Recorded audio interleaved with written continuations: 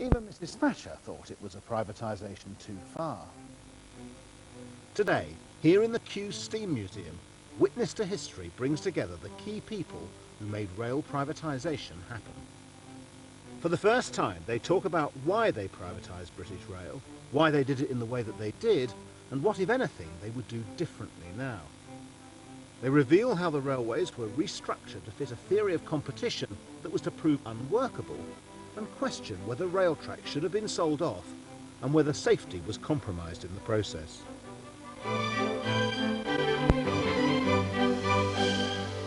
Right, I want to pick up the story at the Conservative Party conference in Bournemouth. The date is October the 9th, 1990. The Transport Secretary is Cecil Parkinson, and that's the day that he announces that the government intends to privatise British Rail.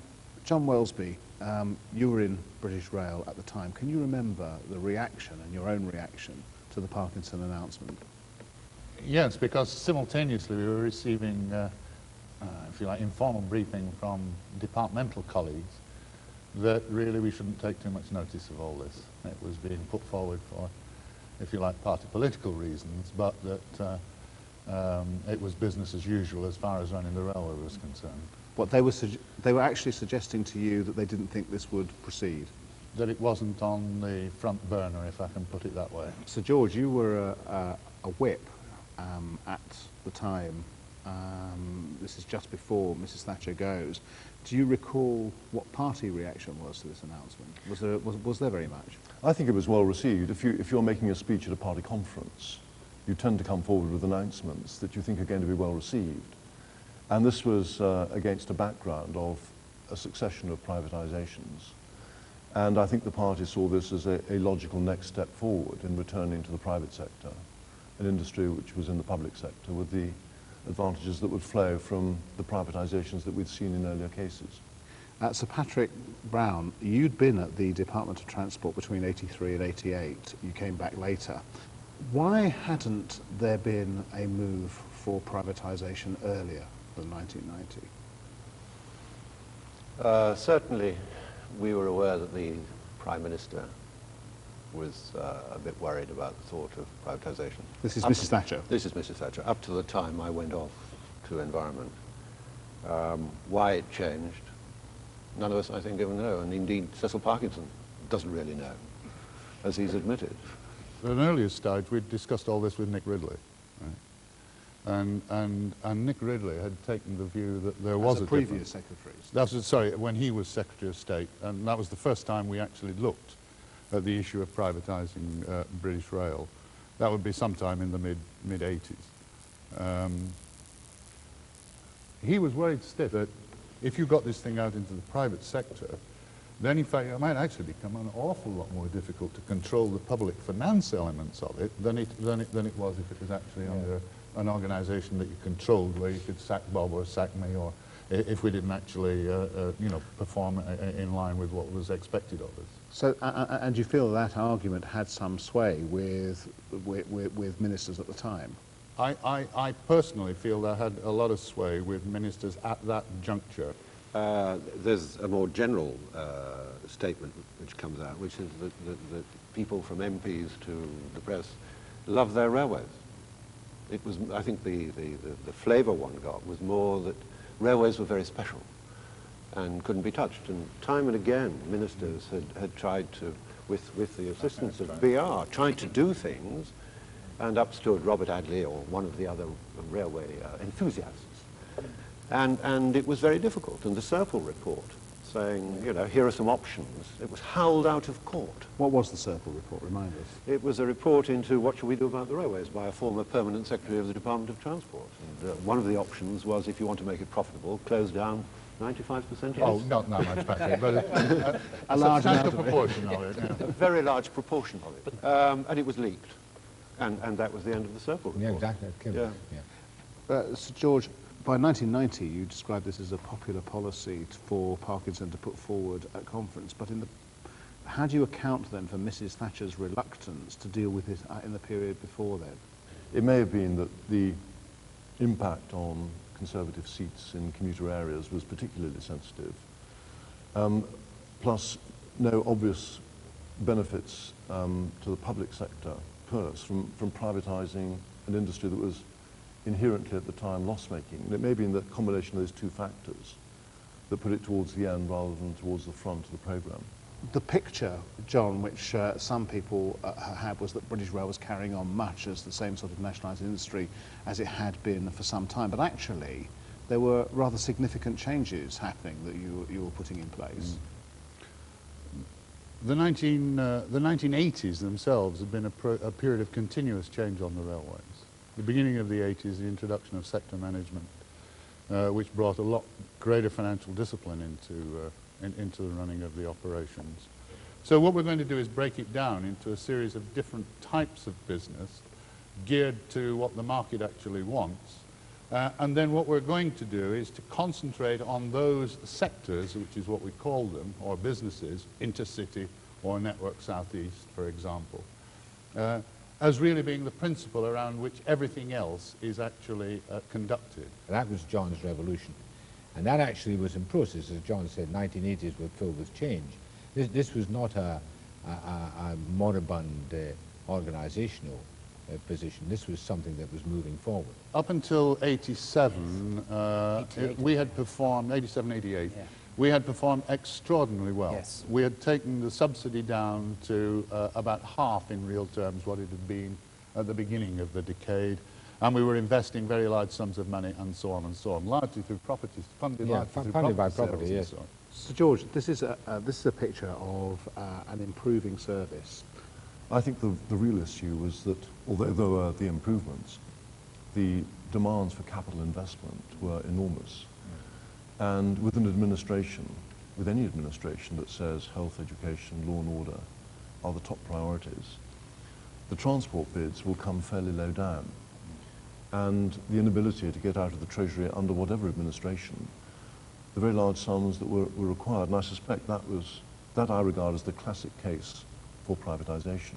You were always continuously subject to interference on the grounds, if you like, of macroeconomic management of the economy, etc. So many of us, I think, on the inside, I mean, this is almost the flip side of your investment argument, felt that there was a lot to be said for privatisation because the government was, if you're a corporation, the government was a terrible shareholder. It's very interesting because there's almost nobody at the moment is rating competition, for instance, as a significant factor in wanting to privatise. I mean, is there any dissent from that view? Well, competition was a means of achieving one of the other objectives, I think, which was the efficiency goal.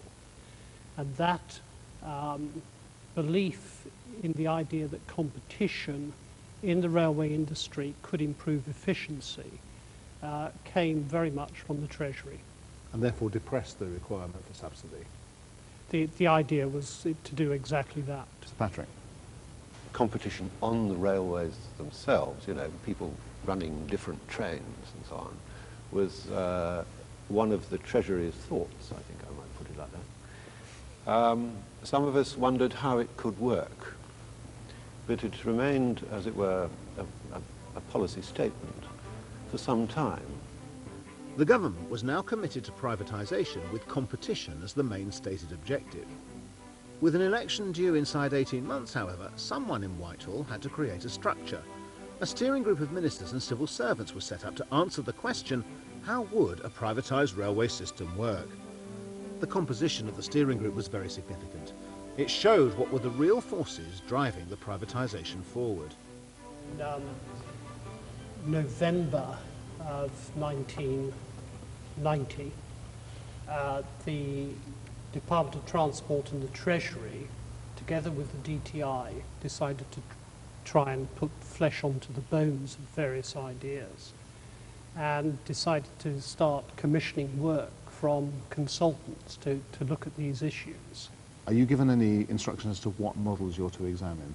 It was really focused on the competition point. The Treasury was particularly keen to see if it could be introduced. And with that background, we were given two models, two structures to look at. One was called a business-led approach, which was focused essentially on the sectorization of the railways. And the other approach was the track company model, which was vertical separation of the train operating companies from the track company. Sectorisation is essentially that you split the railway up. It's partly already been done Yes, by yes. BR Yeah. on regional and some business lines, and these different businesses in the different regions, by and large, own their own bit of the track. They do everything. Yes. Within Yes. that particular area. So that's model one. And the second model is that there's a separate track authority and there are competing rail companies operating over the track. Yes. So neither of these models involves privatising rail track at this stage.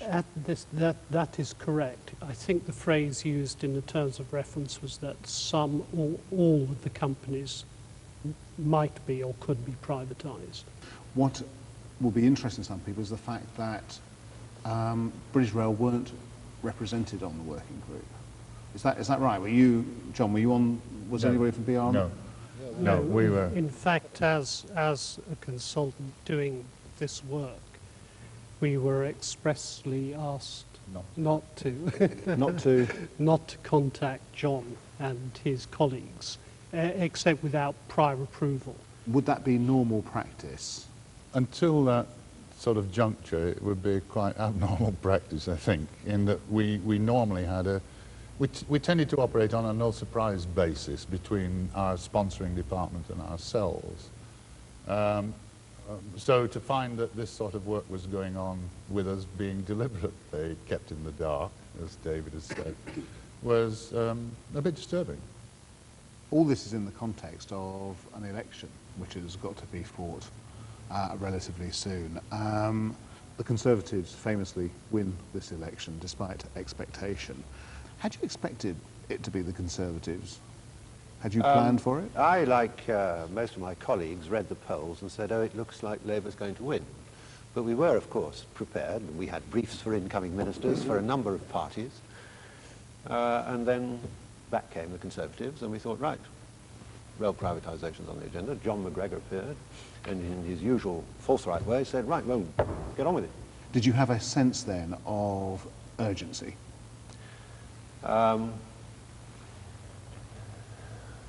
I think I had a sense that any government taking on something like this would want to see it completed within the term of office.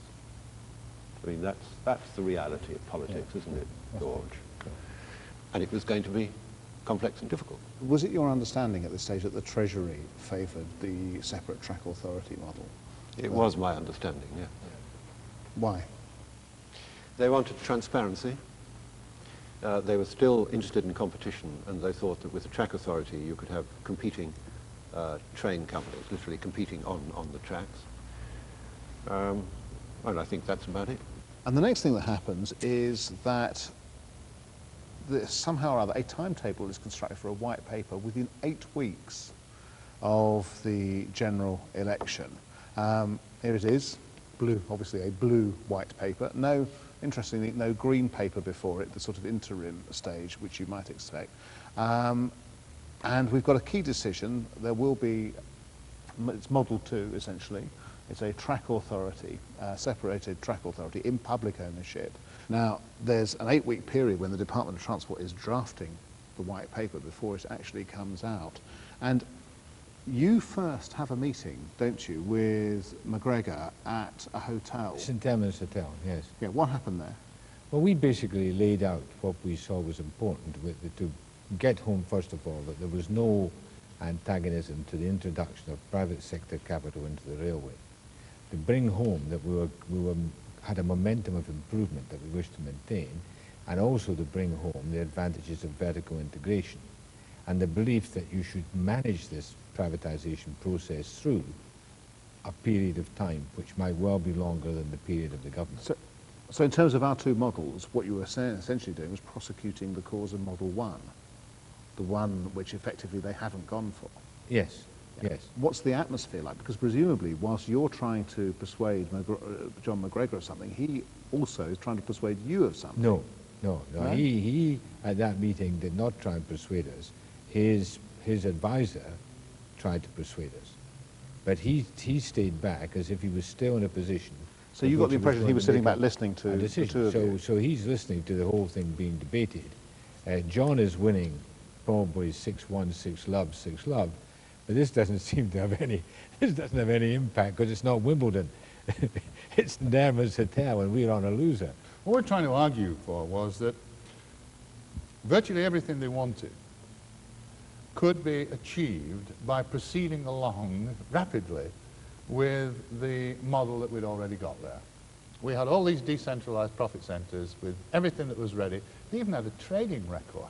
The stumbling block, and we've talked a lot about competition, but what we haven't said is that it wasn't just competition they wanted, it was open access.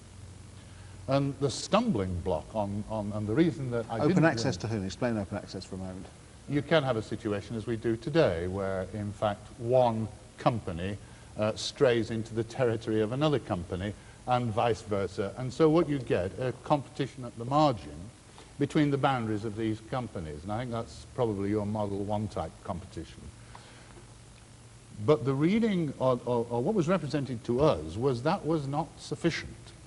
There must be provision in this thing for something called open access operators, which meant that if you or I wanted to come in off the street and buy an old rail car and run it up and down the system, then we should have the right to so do, subject to safety and other sorts of considerations.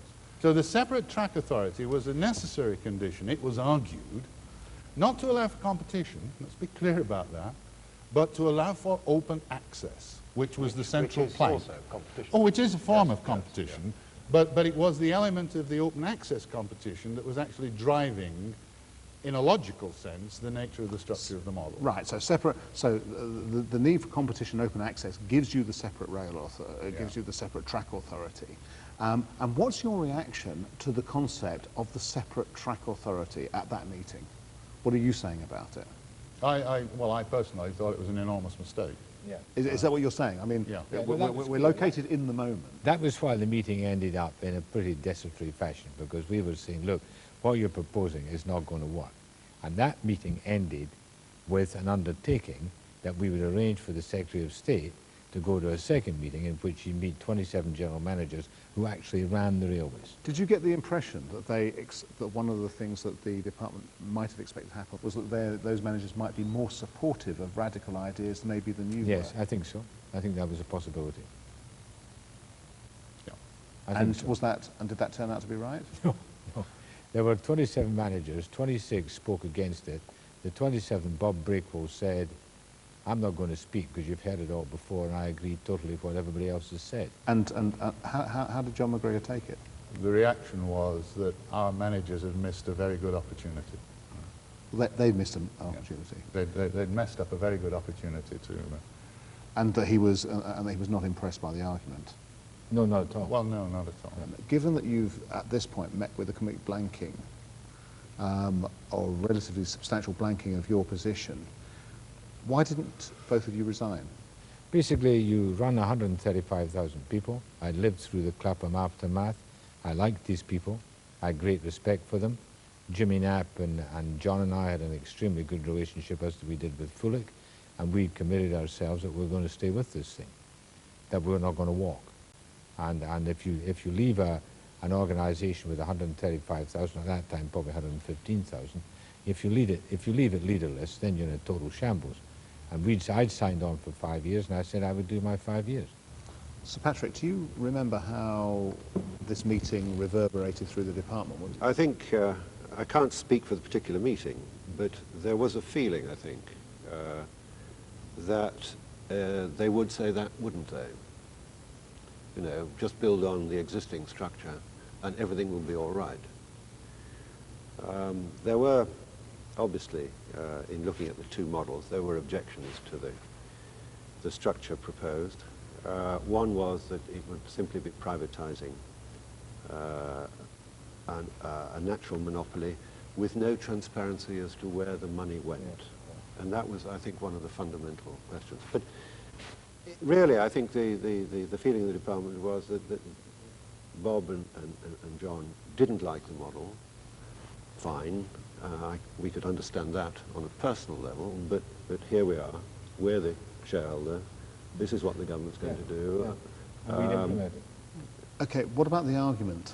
And you can see the cross arguments here. What about the argument, however, that they were the people who knew how to run railways? This is what the viewer... There was no listening- doubt they were the watching this people will who say. knew how to run railways. And the problem was nobody else in the world had ever run a railway on the basis that the government were proposing. So to say, well, because they're running the railways as they are in this model, it doesn't necessarily invalidate the I accept a theoretical concept of the new railway. Let's just follow this business of the separation of track and train. The reason to have the track authority we've established is to have trains competing on rail in some kind of a way. David Starkey, how did you manage to find a way of actually doing this, a solution to the problem of having different people's trains run down the same tracks? Let's suppose you had trains leaving on the hour between Euston and Birmingham. The idea was that the 10 o'clock would be run by one company and the 11 o'clock by another company. So one was starting with the existing timetable, packaging the existing timetable into two, maybe three separate packages, and letting competition evolve slowly under certain rules. Whatever the doubts of the management at British Rail, the major government remained convinced of the need for a completely new structure for the railways. In January 1993, Transport Secretary John McGregor introduced the Rail Privatisation Bill to Parliament. Running the track and signalling was to be the responsibility of one company, later to become Railtrack. Train operations were to be divided up into franchises and sold to the highest bidder. The bill also established two new regulators who had to turn this theory into practice.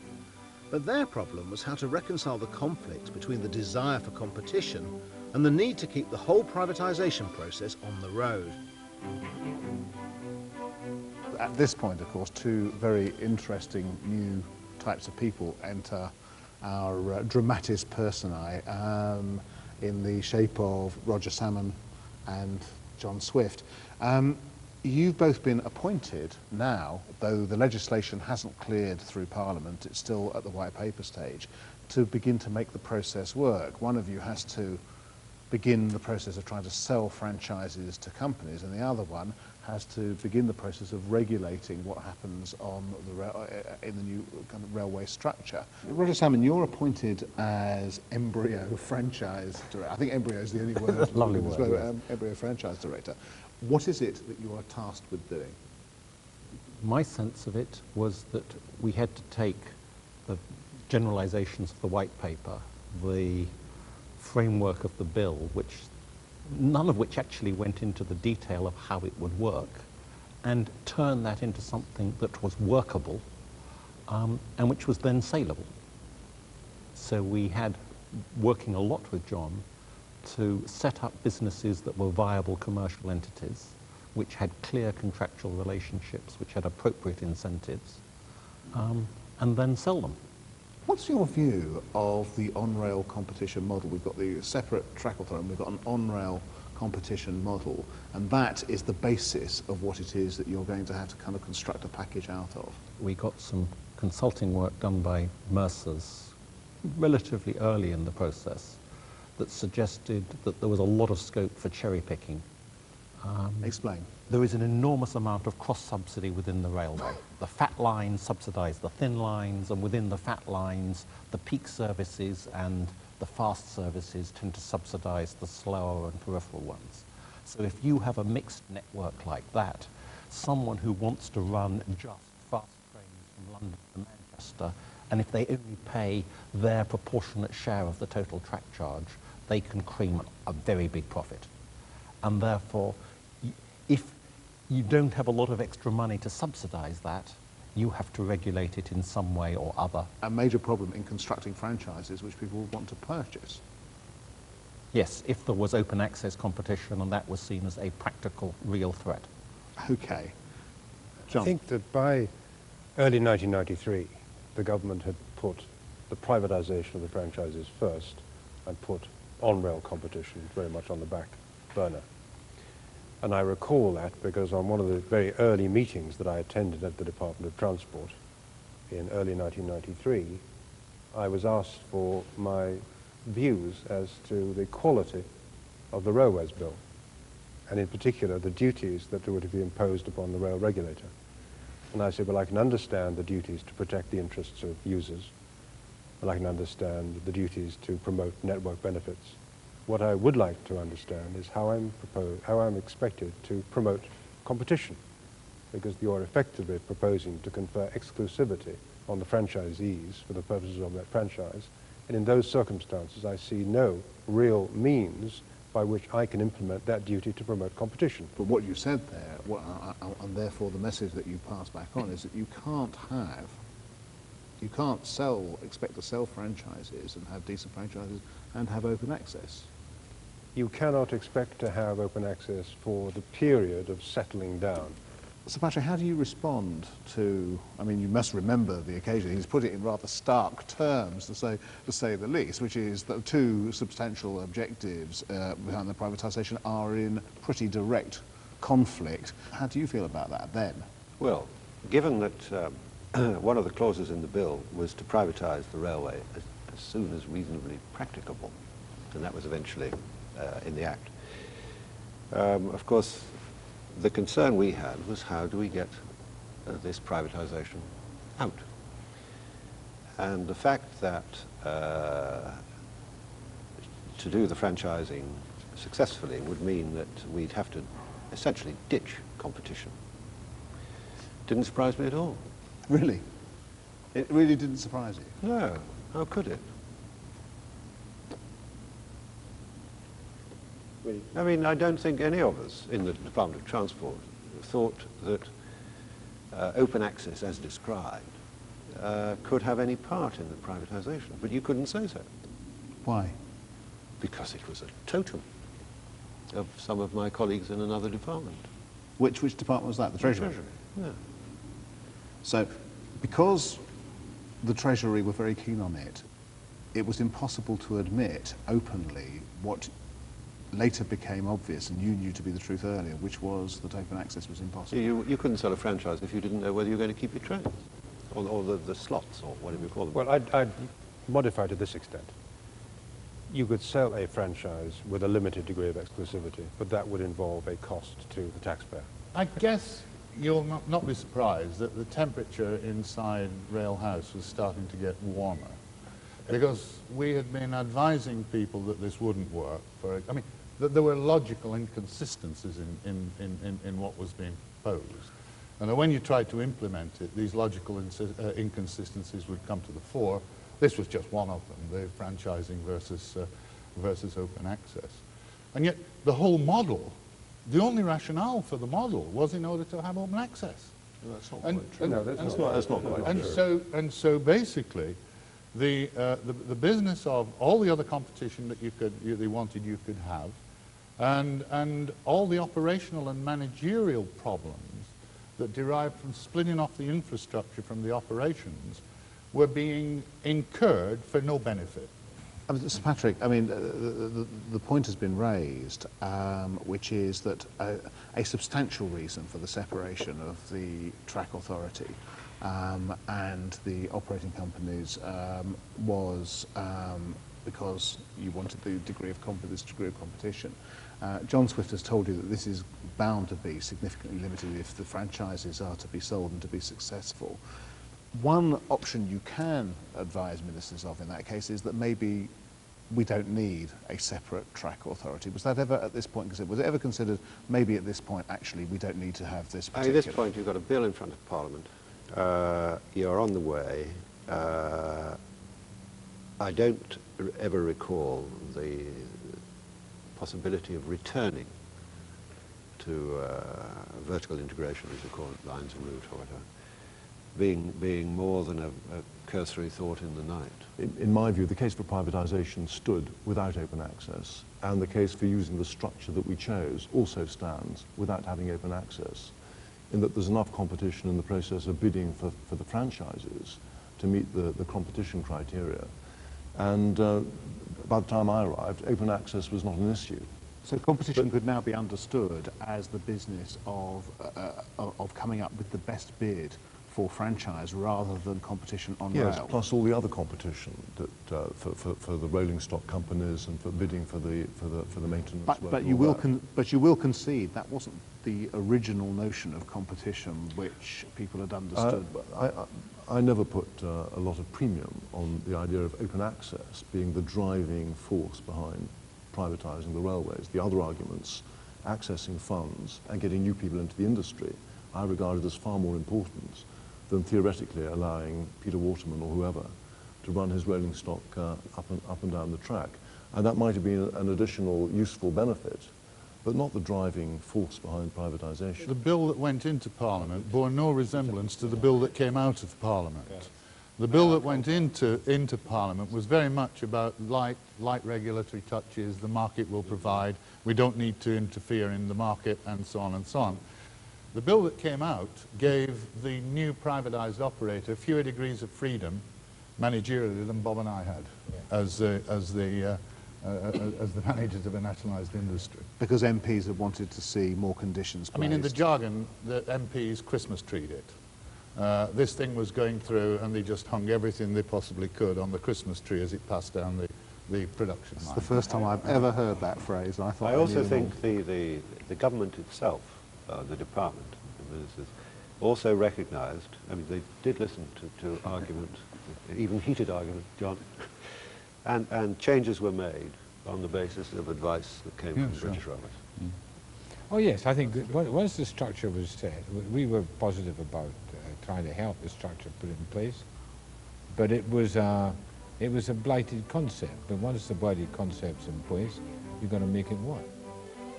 The Railways Act became law in November 1993 after a fierce parliamentary battle.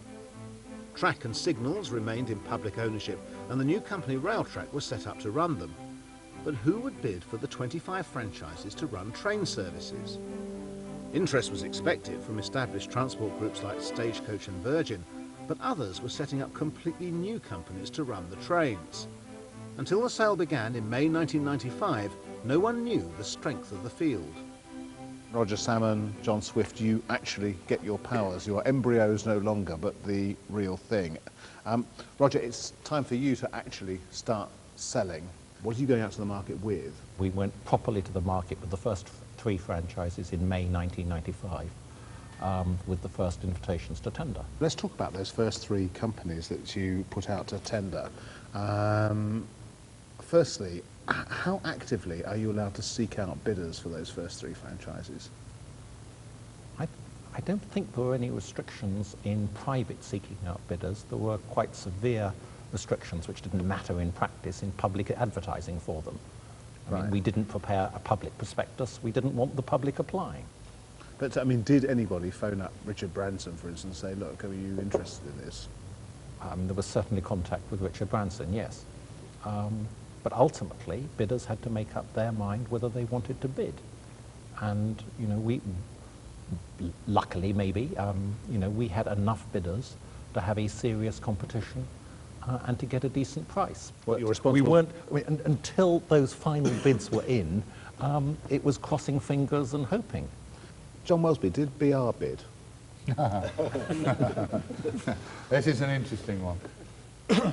The legislation had permitted BR to seek to pre-qualify for the bidding process, but it had also put in a caveat that allowed Roger Salmon, or the franchising director, at his discretion, on a number of criteria that I think were specified, if I remember correctly, that he could turn down my application for permission to bid.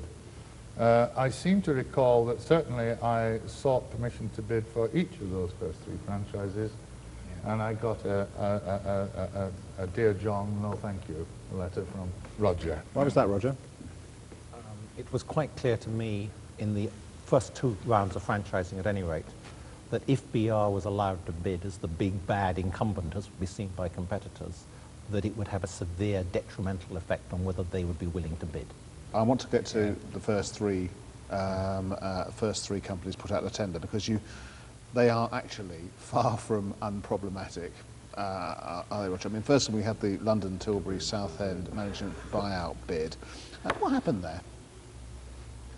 Well, they put in a very interesting and attractive bid, and it was creative in terms of new rolling stock. It was a 15-year franchise, the first of the 15-year franchises, and it was a young, interesting, well-led management team. And they were awarded the franchise, and everything was going along fine until, I think, 1 week before the date when it was due to be actually handed over. At which point, I think it was a routine audit being conducted by John, discovered that there was what I think with hindsight was just simply a bit of super cleverness in the way the ticket returns were being made, and they were it was technically fraudulent. They were representing... It was technically fraudulent? Well, they were representing, well, it was, between one part of BR and another, so no outsider was being defrauded, but they were representing that tickets were being sold in one place where actually they were being sold in another. And because of the way revenue was allocated, that had the effect of them making more money than they would have otherwise. And John, quite rightly, put the boot in immediately. But why did it rule them out? Because they cheated. They cheated. They cheated. Because they cheated. Well, that was pretty embarrassing, I should imagine, back in the Department of Transport, regarded as something of a... I'm sure it disaster. was embarrassing, but remember that throughout these privatisations, as George will tell you better than I, there are constant things in the media, scandal, problem, and it's a 2 or 3 days wonder usually, and then there's another one. So while it was embarrassing, it was merely part of a constant harassment almost. it was unfortunate because they were a good team. Yeah, they were. They were a good team. So, George, I think you're in situ by now, aren't you? Yes, we had to make a decision over the weekend not to go ahead with awarding the franchise, and as it was the first one, it was a difficult presentational case, as my colleagues would say. But the whole process was, in retrospect, surrounded by hazards like this. We would lose a case in court and then have to change the instructions that we gave Roger. And delivering the policy against a background of a rather critical public, a hostile media, an opposition that was growing in confidence, the disappearance of the government's majority, was a challenge for those who were trying to get it through. And this was one of the many hurdles we had to overcome. One of the other problems that happens round about now is that people like Stagecoach, I think Roger would have been very grateful for Stagecoach's arrival on the scene. But there's the case, isn't there, in February '97 when it's discovered that they've let too many drivers go, and they had to cancel hundreds of trains. That was quite an awkward moment. Yes, I think what South West Trains did was they invited drivers to bid for a redundancy package. They didn't actually make them redundant. And then they didn't look, when they accepted them, at who was skilled to drive which route. And I think they ended up with an imbalance. What you mean, loads of people who had to drive one route and nobody another? They weren't qualified. And that was, as I said, one of the difficulties that had to be managed during the run-up to the election. Thanks to your sterling work, by the 1st of April 1997, the last franchise, ScotRail, is now up and running. Roger, you must be feeling an incredible sense of relief. To have sold everything in that time scale was an enormous achievement. I mean, if we suggested at the beginning that we were going to sell all the franchises by the election, I probably could have got 1,000 to 1 odds against from anyone I asked. For 4 years, the emergence and problems of the new train operating companies had been the focus of public and media attention. But quietly, over that same period, the entire plan for privatisation changed fundamentally.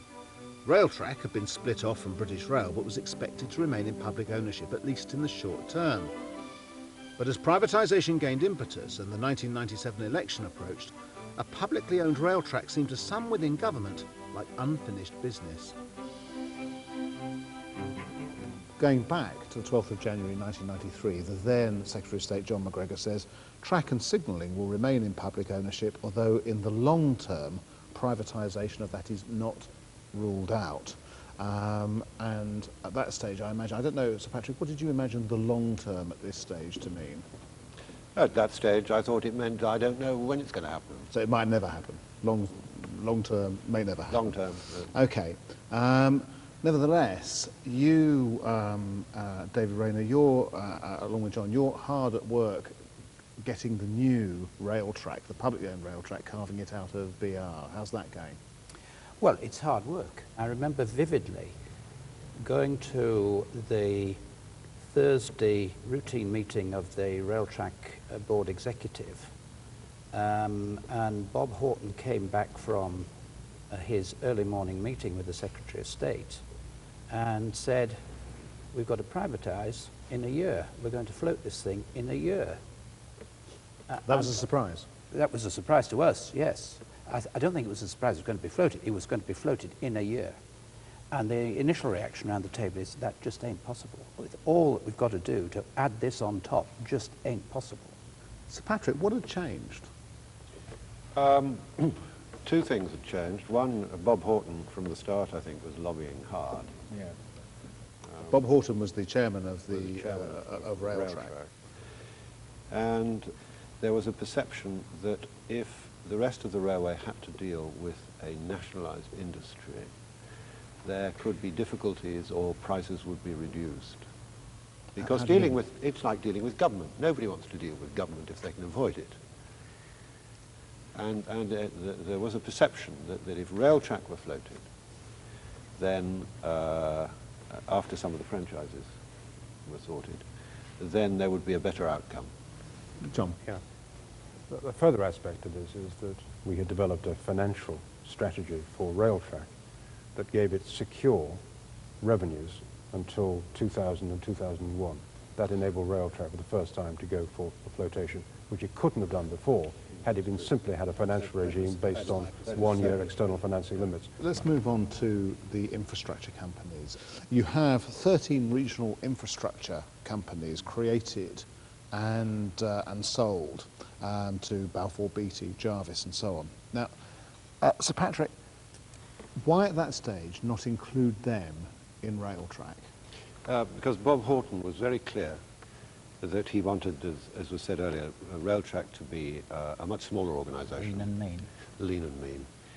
And that he felt that he would get a better financial and other efficiencies by having contracts with these infrastructure maintenance and rail replacement companies.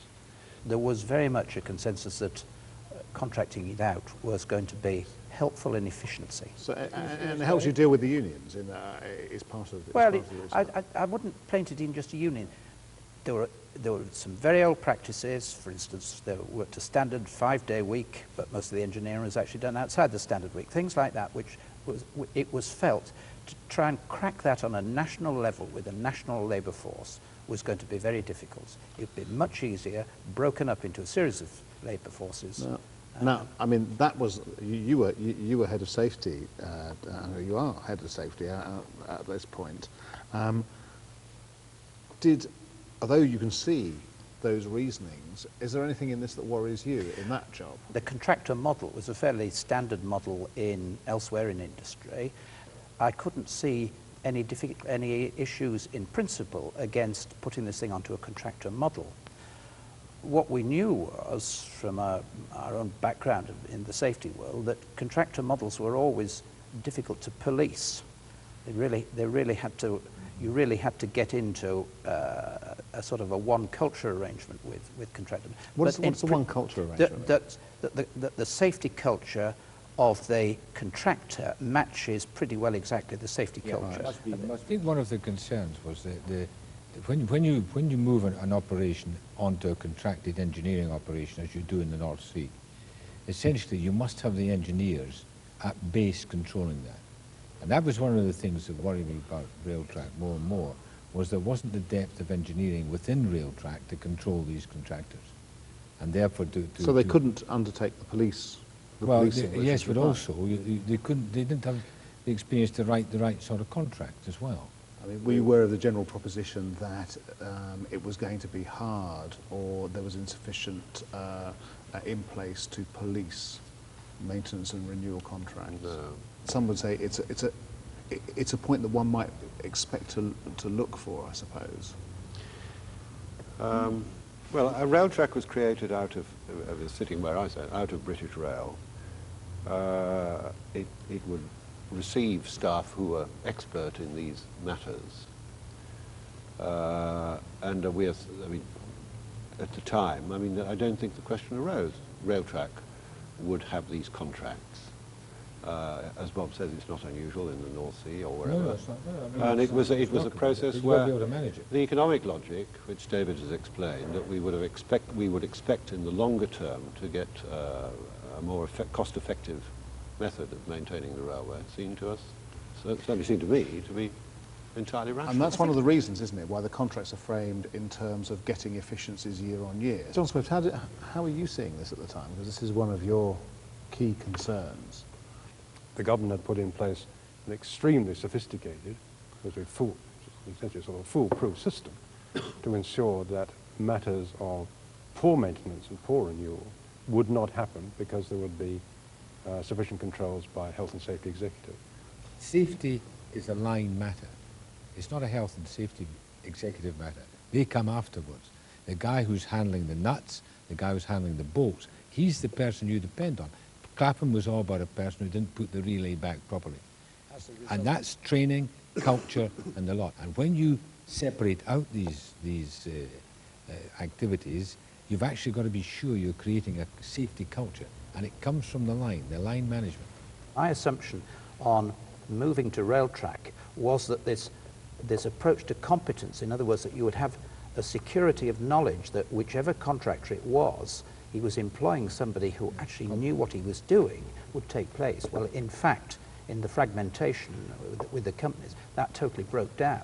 And indeed is still broken down. So George, as you survey some of these arguments as they were then going on about rail track, did you have any concerns at that point? We went to the Health and Safety Executive and said, would you please come up with the right safety structure for this new industry? And the HNSE were outside British Rail, outside the department. And I think we followed to the letter the safety case that they produced for a privatised railway. The question of contracting and subcontracting out maintenance was never covered in that report. It was assumed that it would be a normal industry contractor model. Well, I think they recommended what's called the cascade principle. Yes, with hindsight, I think we should have devoted some more attention. Yes, but we did exactly what the HNSE advised. Absolutely, I don't disagree with that. My own view was that it was a mistake actually to divide maintenance from renewal because it opened up a new boundary over which there was endless argument as to whether a thing had actually worn out or whether it was badly maintained and collapsed. And therefore, in terms of output, maintainers could argue that they were doing a perfectly good job, but they were dealing with very old infrastructure. Sorry, David, is that hindsight or what you thought at the time? No, one questioned at the time why there was this division, but the whole pace of the thing as it unrolled, one didn't seriously question it. 11th of October 1995, Conservative Party conference, and this time it is you, Sir George, who announces that Railtrack will be sold by spring 1996. A bit of a hurry there. I think the feeling was that if you ended up with an industry where half of it was in the private sector because you'd franchised, the other half was still in the public sector because that was where Railtrack was, this was the worst of all solutions. And the best thing to do is to put the whole of the industry in the private sector and give a very strong signal to those bidding for franchises that they would be dealing with another company in the private sector and they wouldn't be caught up with politicians and government departments. The Labour Party has enjoyed a poll lead of double digits for quite some time now, and it looks likely, as I've said, that they may win the next election. A lot of people have said that they could have stopped the privatisation by saying that they would reverse it. Initially, they did say they would reverse it, but they then softened their attitude in the middle of that parliament. But they made enough threatening noises to in my judgment, affect the market price that we got for Railtrack. If, for example, they had said what they actually did, that if we get in for the whole of the first Parliament will leave Railtrack exactly where it is, I think we would have got a higher price for the taxpayer than we did with all the qualifications that they put into the prospectus. So they managed to affect the process. I'm not sure they could actually have stopped it. With the sale of Railtrack in 1996 and the completion of the franchising process the following year, Britain's railways have been completely returned to the private sector, and all less than 5 years after the government first published its plans. What were the expectations of this brave new world? 31st of March 1997. It's the last running of the last British rail train. So Patrick, you regard this as a job now, at this point, well done.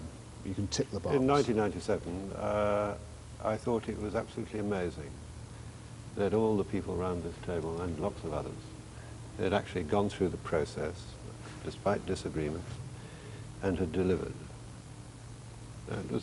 It was an impossible task when we set out, and it was done. John, what about you? What is not coming across at the moment is that there was a purpose behind this. The purpose actually to use privatization to create a better railway. Now, those involved in the complexities in 1994 and 1995, I think, tended to be concentrating on getting a result. By April 1997, there had been a sea change. In the course of what we're talking about, 94, 95, 96, by 1997, you had an industry that was beginning to work together.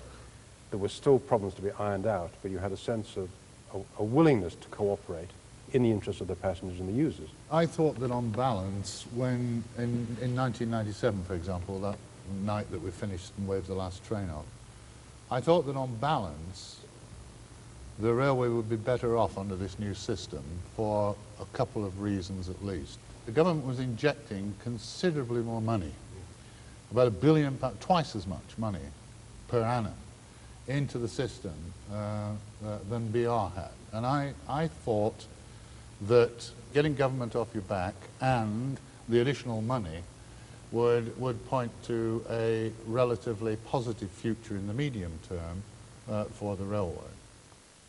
Now, for the first time in this discussion, we can now talk about what's happened since privatisation and what light what's happened since throws back on the decisions that were taken, the timescale that they were taken in, and the way in which they were taken. And the first thing I want to ask is, has anybody changed their mind? I've changed the strength of my views, yes. In what way? My views now are really right back to the start, that you cannot, at the end of the day, you must have logical consistency in the structure of an organisation you're going to operate, otherwise it will collapse around your ears. I'm still of the view that you will not get this thing right until, in fact, you reintegrate the infrastructure with the operations. That doesn't mean you have to have a monolithic organisation. You can have as decentralised and competitive an operation as you actually want. But those interfaces between the infrastructure and all the other things and what you're trying to produce as a service to the public at the end of the day just won't work at the moment. There is nobody who is responsible for getting it right. John? What I had always wanted, and I think what is necessary for a good railway, is a bipartisan approach by the two main parties. One of the problems in the period between 1993 and 1997 is that the government was having to move at a very considerable pace against a very, very determined opposition. It's also extremely difficult, in my view, to disentangle the performance of the railway after 1997 from the attitudes taken towards it by the current government. I believe, I hope that I'm right in my belief, that the current structure is still capable of learning from the errors that have been made pre and post 1997, probably with hindsight. What the system failed to provide for was security in terms of a long-term enhancement of the railway. Sir Patrick? I don't think I've changed my mind, but with hindsight, I suppose that one thing I recognise was probably a mistake was that we did not, I think, ensure that all the money available went into the investment. There were certain games, I think, played by Railtrack. Even though they invested more than we expected, there could have been more and more in the maintenance of the track. And I think I was perhaps naive, because I genuinely believed that once the privatization was done, that the people in all the companies would see that running a good utility, a good railway, was the best way for all of them to start making more money. And I think that's why I was disappointed when that didn't happen. With hindsight, what I would say is we should have spent a lot more time looking at how that contractor model worked in the same way that we did, in the way that we looked at the train company Railtrack model. But it is actually the contractor model that we didn't, I think, spend enough time. There wasn't a safety case, there was very little formality about it, there was no independence about it, and I think looking back, it was a mistake. David Starkey. I think we tend to forget that there is a bit of a success story there, at least up to Hatfield. There's been innovation in service delivery, innovation in timetabling, service patterns, and also in terms of fare structures. And I think that this has driven a significant growth in the industry. And we tend to overlook that, or as I say, the press has tended to overlook that. It's a good thing that's come out of it. Bob Reid. My view is unchanged. I've been involved with catastrophically vulnerable industries for 40 years. And in a situation like that, you need a unified command and direction. And the way this thing was set up is actually defied that principle. And it's a concern, and a continuing concern, that I have. Now, we've got what we've put in place. The question is, how do we get it back into some sort of workable shape we can rely on? George Young. I don't agree with Bob at all. If you look at civil aviation, one of the safest, most popular, most profitable transport industries we've got, it is far more disaggregated than the railway industry. All sorts of people own airports. The people doing the navigation aren't the people who own the airlines or indeed own the airports. What I wish is that the people who had taken over in 1997 had either had the courage to renationalise and bring it all back into the public sector, or had the moral courage to say we're going to leave it in the private sector and we're going to make it work. As it was, they didn't renationalise it. They didn't have the commitment to make the new system work. And I think that's where the problems began. I'm convinced that what we did was right for the railway industry and right for transport. And I have no regrets at all. I think we're going to have to end it there. My thanks to all of you, to the men who ran or who privatised the British rail industry. From all of us here at the Kew Steam Museum, goodbye. We've drama tomorrow night at 9 as BBC4 continues to mark Black History Month, telling the story of a generation gap between a grandfather who fought in the war and his grandson unable to forge a path for himself. Jerusalem the Golden